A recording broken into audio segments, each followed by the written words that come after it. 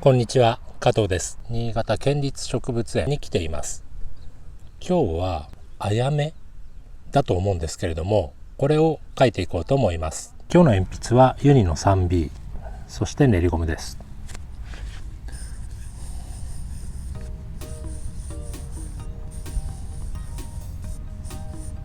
このアヤメとかアイリスとか勝負とか、いまいちどれがどれなのかってよく分かりにくいですよね。図鑑とかネットで調べるとそれぞれ見分け方みたいに書いてあるんですけど、これはですね、水辺じゃなくて普通に陸地にあるんですよね。生えてる場所が陸地、近くにそんなに水がないところが、勝負とかカキツバタとは違うみたいです。なんかごちゃごちゃ書いたけど分かりにくいですね。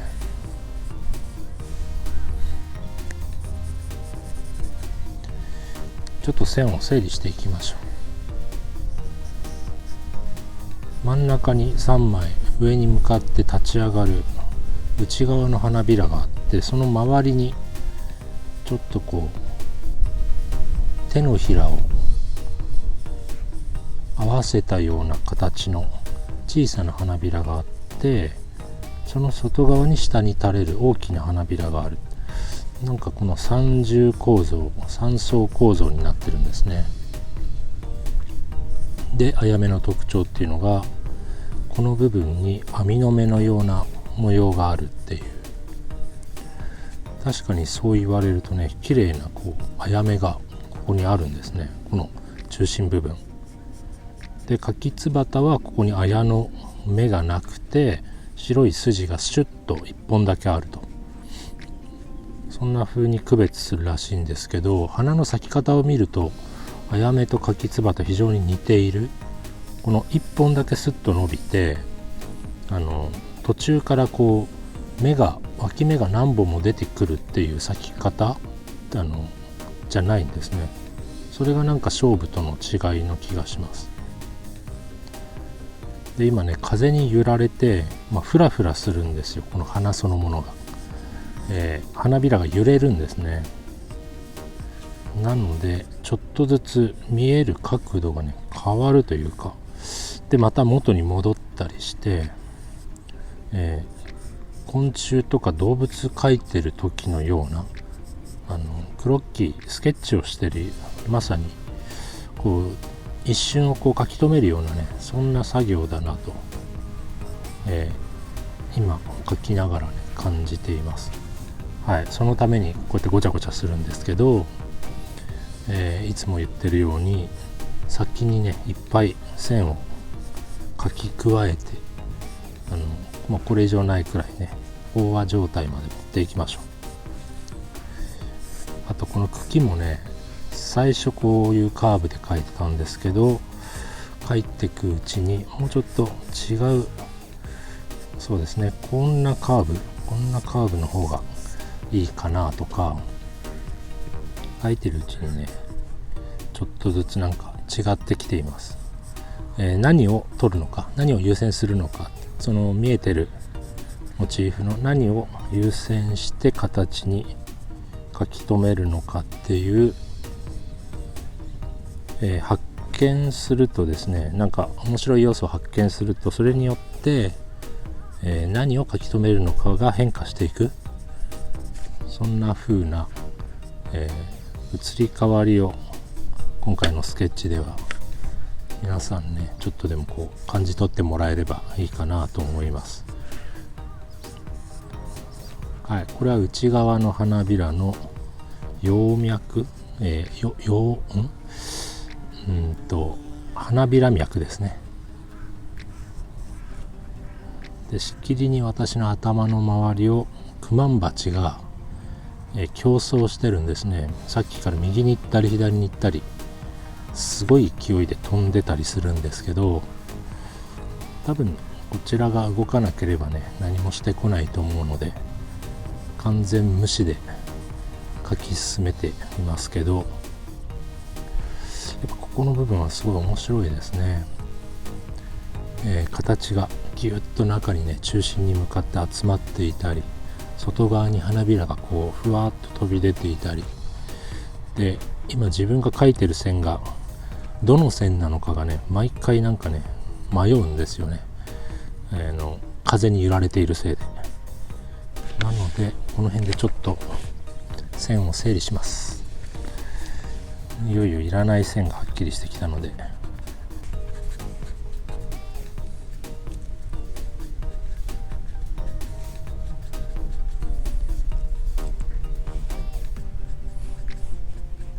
はい、だいぶ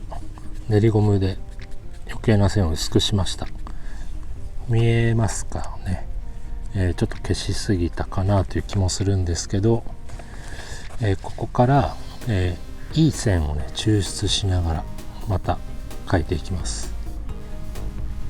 これが中心、花びら脈で、手前に向かってシュッと集まるここがポイントですね。そして小さな花びらが上に向かって、向こう側の花びらがちょっと見えている。筆圧を変えながら手前をちょっとね強めに、筆圧を強めに描きながら、裏側の花びらはちょっと筆圧を弱めに、この手前と奥ですね描きながら筆圧で感じを変えています。あとはなるべくこの花びら特有のウェーブというか曲線が実際にそこにある花びらの軽やかさというか自然なこの薄さになってくれるように、線は何重にもねブラしながら線を引いてるんですけど、その本質というか本体は見逃さないように捉えていきたいと思います。これが手前の、左下メインになる花びらで、筋がちょっとこう伸びている。これどうしようかな、影少し入れるかな。ここがそのあやめの部分で文様が見えているところなんですけど、ちょうど影になっているんですよね。でその影表現をどこまでするかっていう、いや今回は影はあまり重視せずに線のみで描写していきましょう。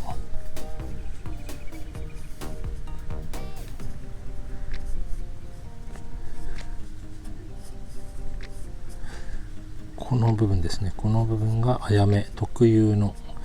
あやの目って網目状に文様があるっていうんですけど、ちょっと複雑な網目ですよね。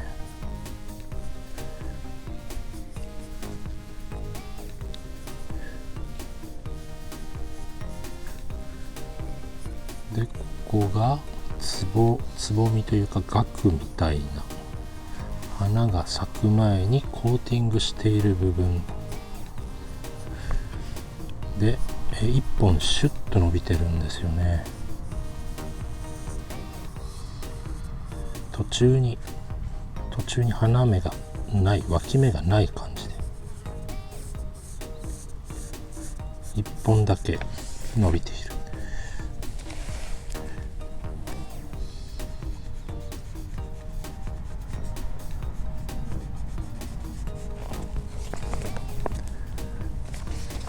で今日も日差しが非常に強いので、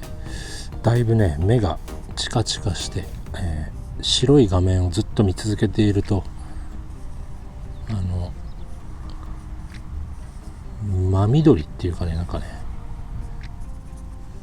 白い画面とモチーフのお花と交互に目線を移動してるとだんだんね、なんかね、チカチカ見えなくなってくるんですね。それをちょっとこううまくごまかしながら、目を鳴らしながら描いています。ここは少しひだのように花びらが外側に向けてひだのようになっています。柔らかくね、外側にこうめくれてるよう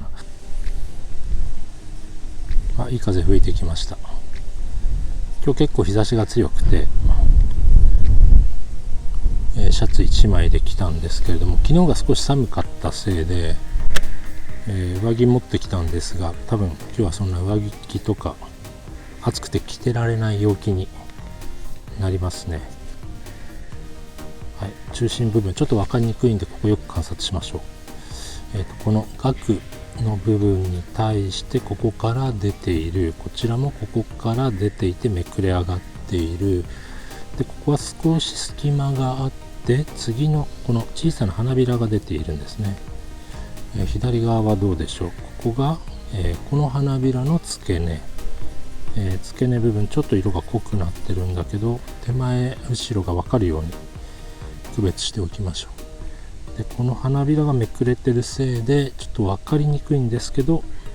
これが裏側ですね。これの裏側で、中心部分は結構色が濃いあやめ、網目状になっています。細かくて少し表現しにくいですけれども、鉛筆の先を点描のように使ってちょっとね、そのあやの目を点々で点描のような形で描いておきます。ここの部分、本当はここだけ白いんですけどね、ちょっと練りゴムで抜きましょう。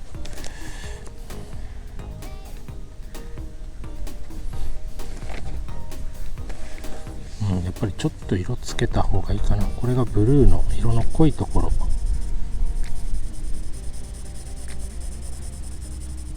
軽く調子をつけておきましょう。これも色の濃いところ、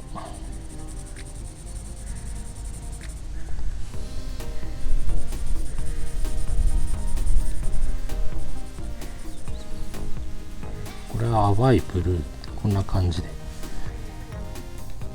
こう来て、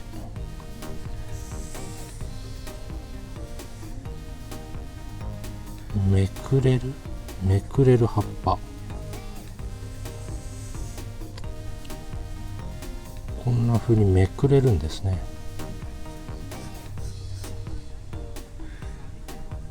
裏が表に、表が裏に。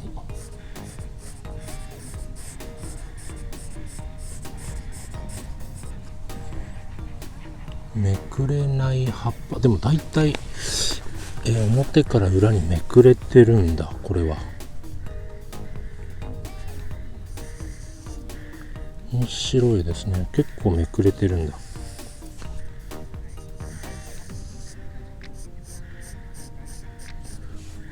こう向きがここでいつの間にかこちら向きにで、幅はあまり変わらない。めくれてない葉っぱはあるかな。いやでも大体めくれてるんだな。これ大体めくれてますね。あやめの葉っぱはめくれる葉っぱがほとんどなんだ。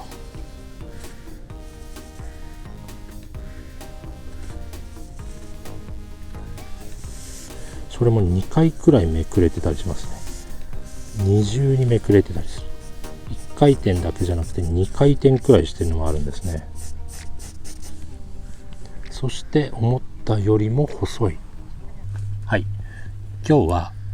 多分あやめの花、紫色のあやめの花を描いてみました。それではまた次の動画でお会いしましょう。さよなら。